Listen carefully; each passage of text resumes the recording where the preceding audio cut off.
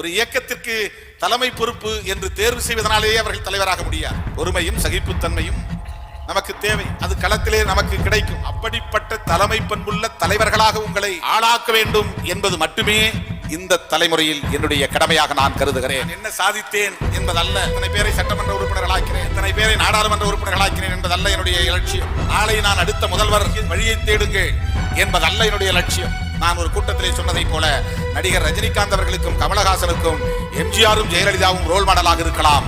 ஆனால் எனக்கு role model புரட்சியாளர் அம்பேத்கரும் தந்தை பெரியாரும் என்று சொன்னேன். புரட்சியாளர் அம்பேத்கரும் தந்தை பெரியாரும் எனக்கு ரோல் மாடலாக இருக்கிற போது நான் உடனே மக்களை ஏதோ ஒரு வகையிலே அணிதிரட்டி சாதி உணர்ச்சியின் மூலமாகவோ மத உணர்ச்சியின் மூலமாகவோ மக்களை கவர்ந்து வாக்கு வங்கியாக மாற்றி அதன் மூலம் ஆட்சி அதிகாரத்தை எட்ட வேண்டும் என்பதல்ல என்னுடைய நோக்கம். அடுத்து வரக்கூடிய தலைமுறைகளுக்காக போராடக்கூடிய போராளிகளையும் தலைவர்களையும் உருவாக்குவதுதான் திருமாவளவனின் நோக்கம்.